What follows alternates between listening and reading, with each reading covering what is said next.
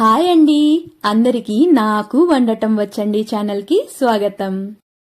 ఈ వీడియోలో బియ్యం పిండితో మసాలా వడియాలు ఎలా చేసుకోవాలో చెప్పిపోతున్నానండి. ఈ వడియాల్ని మేమైతే వరుగులని పిలుస్తామన్నమాట.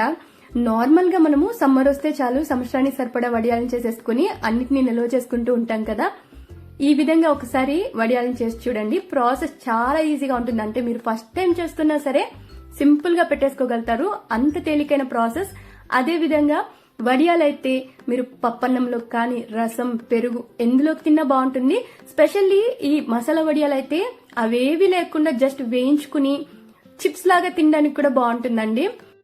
ప్రాసెస్ లోకి వెళ్ళిపోదాము. ఫస్ట్ అయితే మిక్సీ జార్లోకి పచ్చిమిరపకాయలను యాడ్ చేసుకోవాలి. మీ కారాన్ని సరిపడి తీసుకోండి. నేను ఇక్కడ 5 తీసుకున్నాను. చిన్న సైజు అల్లం ముక్కను సన్న ముక్కలుగా కట్ చేసి తీసుకోండి. అలాగే వెల్లుల్లిపాయలు ఒక 4-5 అంతే అన్నమాట. వెల్లుల్లిపాయలను ఎక్కువ తీసుకోకూడదు. ఇప్పుడు వీటన్నిటిని మిక్సీలో వాటర్ ఏమీ యాడ్ చేయకుండా బాగా మెత్తగా పేస్ట్ లాగా గ్రైండ్ చేసుకోండి. ఇప్పుడు చూపిస్తున్నాను కదా, ఈ విధంగా అక్కడక్కడ కాస్త పలుకులున్నా కూడా పర్లేదు. ఇలా గ్రైండ్ చేసుకుని పక్కన పెట్టేసుకోండి. ఇప్పుడు స్టవ్ పైన ఒక పెద్ద సైజ్ పాత్ర పెట్టుకుని అందులోకి మనం వాటర్ యాడ్ చేసుకోవాలండి. మనం పిండి దేంతో అయితే కొలుచుకుంటామో దాంతో 1 కప్పు పిండికి 5 కప్పుల వాటర్ ని యాడ్ చేసుకోవాలి. నేను ఇక్కడ కేజీ కొలత వచ్చే ఒక పాత్ర తీసుకున్నాను. దాంతోనే వాటర్ కొలిచి యాడ్ చేసుకుంటున్నాను. మీరు గ్లాస్ తో అయినా ఒక చిన్న సైజ్ బౌల్స్ తో అయినా ఎందులో అయినా కొలిచి యాడ్ చేసుకోవచ్చు.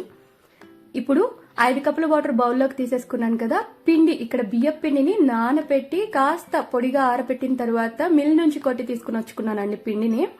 1 కేజీ పిండి ఇది.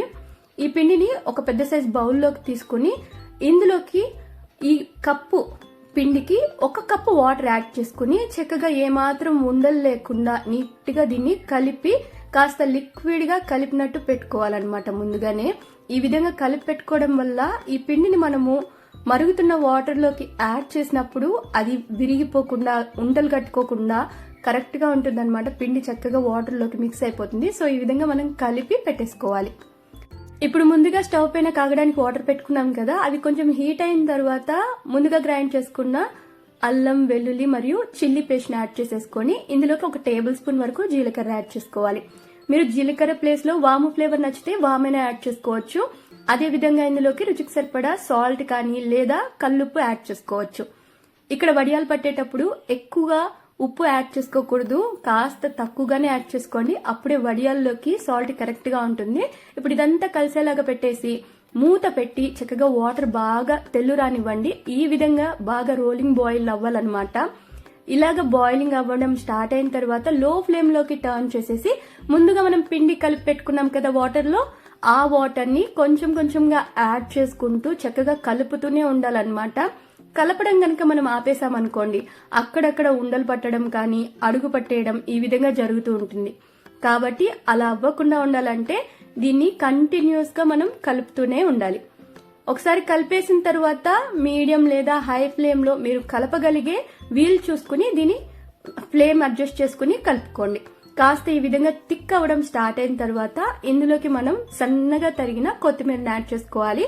మీరు కావాలంటే కరివేపాకును కూడా కాస్త పలసగా సన్న సన్న ముక్కలుగా కట్ చేసుకుని యాడ్ చేసుకోవచ్చు. ఈ విధంగా యాడ్ చేసి చక్కగా దీన్ని కలుపుకుంటూ దీని కన్సిస్టెన్సీ ఎలాగుండాలో చూపిస్తాను చూడండి. ఇప్పుడు మనం ఏదైనా పాత్రలోకి వేసుకుంటే అది మరీ ఫ్లోయీగా ఉండకూడదు అనమాట. చూస్తున్నారు కదా, పాత్రకి కాస్త లిక్విడ్ గా ఉన్నా కూడా మరి ఎక్కువ నీళ్ళలాగా జారిపోవడం లేదు. ఈ స్టేజ్ లో ఆపేసుకున్నట్లయితే మనకు పిండి కాసేపటికే ఈ విధంగా అయిపోతుంది.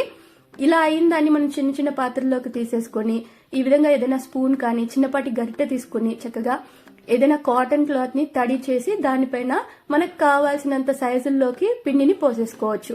మీరు కాటన్ క్లాత్ వద్దనుకుంటే పాలిథిన్ షీట్స్ కానీ కవర్స్ ఉంటాయి కదా, వాటిపైన కూడా పోసుకోవచ్చు. నేనైతే కాటన్ శారీ పైన పోసేసుకున్నానండి. 1 డే ఇది ఎండిందనమాట. జస్ట్ 1 డేకే చూడండి ఎంత బాగా ఎండిపోయిందో. నేనైతే దీన్ని 2 డేస్ ఎండబెట్టుకున్నాను. 2 డేస్ తర్వాత శారీని మరోవైపుకి తిప్పి వెనక వైపు నుంచి వాటర్ చల్లుకోవాలి. ఇలా వాటర్ చల్లి అవి బాగా తడైతే ఈజీగా మనకు వడియాలనేవి ఊడొచ్చేస్తాయి అన్నమాట. ఇలా తడుపుకున్న తర్వాత చూడండి ఈ విధంగా కాస్త మెల్లగా తీసేసుకున్నాం అనుకోండి, వడియాలు పర్ఫెక్ట్ గా మనకు షేప్ తో అలాగే వచ్చేస్తాయి, ఎక్కడ గానీ విరిగిపోకుండా చినిగిపోకుండా. సో ఈ విధంగా మనము అన్ని వడియాల్ని కూడా రిమూవ్ చేసేసుకోవచ్చు. మీరు అదే పాలిథిన్ షీట్ లో వేసుకున్నారనుకోండి వాటర్ జల్లాల్సిన అవసరం కూడా లేదు. ఈజీగా అవే పైకి లేసి వచ్చేస్తాయి, ఈజీగా తీసేసుకోవచ్చు. నేను ఎక్కువ క్వాంటిటీలో పెడుతున్నాను కాబట్టి శారీ యూజ్ చేశాను. ఈ విధంగా రిమూవ్ చేసుకున్న తర్వాత ఇవి కొంచెం తడిగా ఉంటాయి కాబట్టి మరో 1 లేదా 2 రోజుల వరకు ఎండలో పెట్టుకోవాలి. బాగా ఎండ కాస్తున్నట్టయితే 1 రోజు కూడా సరిపోతుందండి. అదే మీరు ఫ్యాన్ కింద పెట్టుకునేటట్టయితే 2 రోజులు పడుతుంది. నేనైతే జస్ట్ ఎండలో 1 రోజు వదిలేసాను అనమాట. చక్కగా బాగా ఎండిపోయాయండి. ఈ విధంగా బాగా ఎండినట్టయితేనే ఇవి సంవత్సరాల తరబడి బాగా నిల్వ ఉంటాయి. లేదంటే మధ్యలో పురుగులు పట్టేసే ఛాన్స్ ఉంటుందన్నమాట. ఇప్పుడు వీటిని మనం వేయించుకోవచ్చు. పాన్ లో డీప్ ఫ్రైకి సరిపడా ఆయిల్ తీసుకుని ఆయిల్ బాగా వేడైన తర్వాత మనం ఎండబెట్టి పెట్టుకున్న వడియాల్ని వేసి ఫ్రై చేసి తీసేసుకోవడమే అండి. చక్కగా వడియాలు క్రిస్పీగా వేగిపోతాయి. అసలు ఈ వడియాలు అయితే బాగా పలసగా ఉంటాయి కాబట్టి అసలు మనం తిన్నట్టు కూడా ఉండదన్నమాట. పలసగా చాలా బాగుంటాయి అసలు ఈ వడియాలు అయితే. ట్రై చేసి చూడండి. రైస్ తో పాటైనా లేదా అలాగే తినడానికి కూడా సూపర్ గా ఉంటాయి. ట్రై చేసి నచ్చినట్టయితే లైక్, షేర్, ఇంకా కామెంట్ చేసేయండి. ఛానల్ ని మీరు ఇంతవరకు సబ్స్క్రైబ్ చేసుకున్నట్లయితే తప్పకుండా సబ్స్క్రైబ్ చేసేసుకోండి.